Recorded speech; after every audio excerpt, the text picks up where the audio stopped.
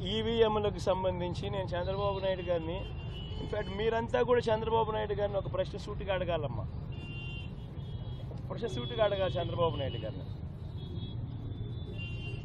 ఈవీఎంలు అన్నది 80% of the జనాభా ఓట్లు వేసినారు.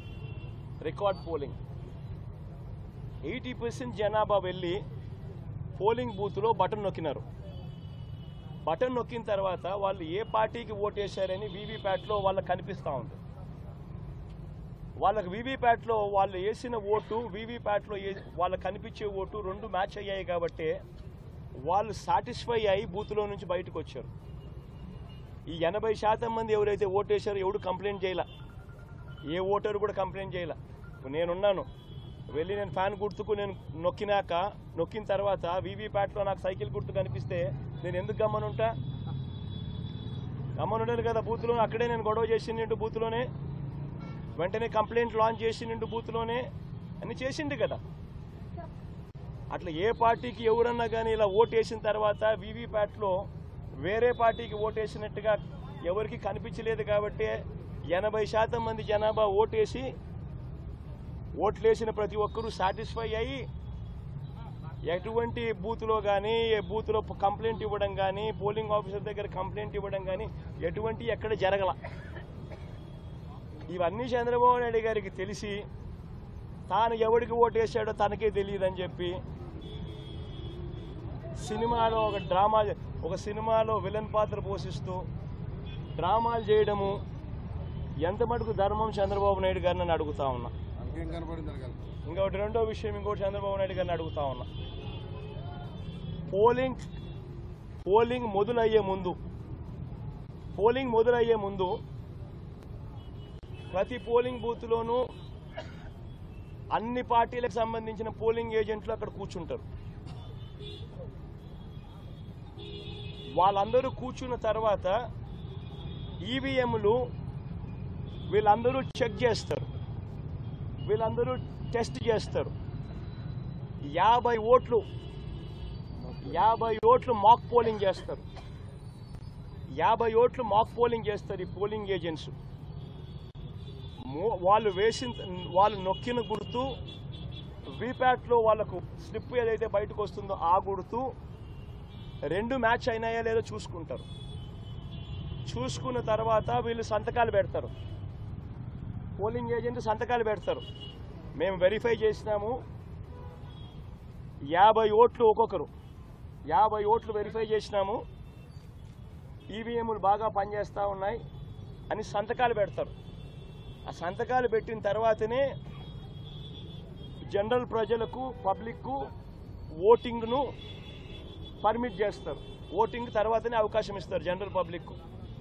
మరి ఇటువంటి తెలుగుదేశం పార్టీకి సంబంధించిన ఏజెంట్లే అన్ని పార్టీలకు సంబంధించిన ఏజెంట్లతో పాటు కలిసి నొక్కి వీవీప్యాట్లలో కూడా దాన్ని చూసుకొని కరెక్ట్గా అన్నీ పనిచేస్తూ ఉన్నాయని చెప్పి వెరిఫైడ్ అని చెప్పి సంతకం పెట్టి పోలింగ్ ఆఫీసర్లకు ఇచ్చిన తర్వాతనే పోలింగ్ మొదలైంది. మళ్ళీ ఏ రకంగా చంద్రబాబు నాయుడు గారు చెప్తారు ఈ రకంగా ఈవీఎంలు అది జరిగాయి, ఈవీఎంలు ఇది జరిగాయి, నేను ఎవరికి ఓటేసానో నాకు తెలీదు అని చెప్పి ప్రజలను తప్పుదోవ పట్టించడం నిజంగా ఒక ముఖ్యమంత్రి స్థాయిలో ఉన్న వ్యక్తి చేయదగ్గ పనేనా అని అడుగుతా ఉన్నా. ఇక మూడోది చంద్రబాబు నాయుడు గారిని మీ తరఫున అడుగుతా ఉన్నా, మీరు కూడా దయచేసి అడగండి. ఇదే పెద్ద మంది చంద్రబాబు నాయుడు 2014లో గెలిచింది ఈవీఎంలతో కాదా? అప్పుడన్నా ఇంకా వీవీప్యాట్లో ఇంకా లేవు, ఇంకా మేము అనాలా. అప్పుడు బటన్ ఎవరికి నొక్కినామో ఎవరికి పోటు పడిందో మాకు తెలియదని మేము అనాలా. కానీ ఇక్కడైతే కనీసం కనిపిస్తూ ఉంది. వీవీప్యాట్ తర్వాత ఇంకా వీవీప్యాట్ కూడా వచ్చింది. బటన్ నొక్కిన తర్వాత వీవీప్యాట్లో కనిపిస్తూ ఉంది ఏ పార్టీకి ఓటు వేసామని. అప్పుడు చంద్రబాబు నాయుడు 2014లో గెలిచినప్పుడు అది కూడా లేదు, అయినా మేమేమో అనలా. చంద్రబాబు నాయుడు నంద్యాల బై ఎలక్షన్ చేసినాడు, తర్వాత 30,000తో గెలిచినాడు నంద్యాల బై ఎలక్షన్. అప్పుడు ఇదే ఈవీఎంలు ఇదే వీవీప్యాట్ ఆయనకు అనుకూలంగా తీర్పు వస్తే ఏమలా అన్నీ బాగున్నాయి. వీవీప్యాట్ బ్రహ్మాండంగా ఉన్నాయి, ఈవీఎంలు బ్రహ్మాండంగా ఉన్నాయి. మరి ఇదే ఈవీఎంలు జనరల్ ఎలక్షన్స్కు 3 నెలల ముందు రాజస్థాన్, ఛత్తీస్గఢ్, మధ్యప్రదేశ్ 3 రాష్ట్రాలలో కాంగ్రెస్ పార్టీ గెలిచింది, ఇంక్లూడింగ్ కర్ణాటకలో కూడా 4 రాష్ట్రాల్లో కాంగ్రెస్ పార్టీ గెలిచింది.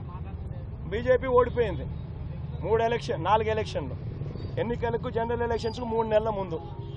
మన అప్పుడు ఇవే ఈవీఎంలే కదా, అప్పుడు ఎందుకు చంద్రబాబు నాయుడు మాట్లాడలేదు? ఒక ముఖ్యమంత్రి స్థాయిలో ఉన్న వ్యక్తి ప్రజలు తనను వ్యతిరేకంగా ఓటు వేస్తున్నారు అని చెప్పి తెలిసి ప్రజల గాలి తన వైపు లేదు అని తెలుసుకొని ఎంతటి దారుణంగా డెమోక్రసీని అవహేళన చేస్తూ ప్రజల తీర్పును అవహేళన చేస్తూ మాట్లాడుతూ ఉంటే ఈ మనిషి నిజంగా మనిషేనా అని అడుగుతా ఉన్నా. తాను గెలిస్తే ఏమో అన్ని బాగున్నట్టే, తాను ఓడిపోతే మాత్రం ప్రజలు ఓటేయలేదు అనే మాట ఒప్పుకోకుండా ఈవీఎంల మీద నెపాన్ని నెట్టడం. ఈయన బుద్ధి ఈ 5 ఏళ్ళు చూస్తే ఈయన బుద్ధి అయ్యేది. గెలిస్తే సింధుకు నేనే బ్యాడ్మింటన్ నేర్పించిన,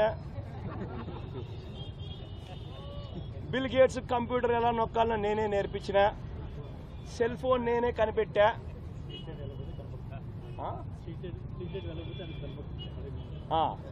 ఎక్కడన్నా కానీ స్ట్రీట్ లైట్ వెలగకపోతే నా కంప్యూటర్లో నాకు కనిపిస్తుంది. ఇవన్నీ ఓడిపోతే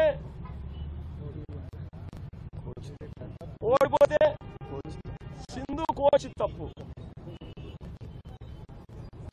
నా computer correct, bill gates button నొక్కడం కరెక్ట్గా నొక్కలా, ఇవన్నీ మాట్లాడతారు. ఇదే జరుగుతా ఉంది. ప్రజలు చంద్రబాబు నాయుడు గారు 5 సంవత్సరాల పరిపాలన చూశారు, ఆయన చేసిన మోసాలను చూశారు, ఆయన చేసిన అన్యాయాలను చూశారు, ఆయన చేసిన అధర్మ పరిపాలన చూసిన తర్వాత ప్రజలు ఈ 5 సంవత్సరాల చంద్రబాబు నాయుడు గారి పరిపాలనతో ప్రజలు విసిగెక్కిపోయి ఇక వద్దు బాబు చంద్రబాబు నాయుడు నీ పరిపాలన, బాయ్ బాయ్ బాబు అని చెప్పి ప్రజలు పూర్తిగా డిసైడ్ చేసుకొని చంద్రబాబు నాయుడుకు బాయ్ బాయ్ బాబు చెప్పినారు. ఇటువంటి పరిస్థితుల్లో చంద్రబాబు నాయుడు గారు తాను ఓడిపోతున్నాడు అని తెలుసుకుని దానిని ఆ నెపాన్ని తాను అన్యాయమైన మోసపూరిత పాలన మీద రాకుండా ఈవీఎంలో లేకపోతే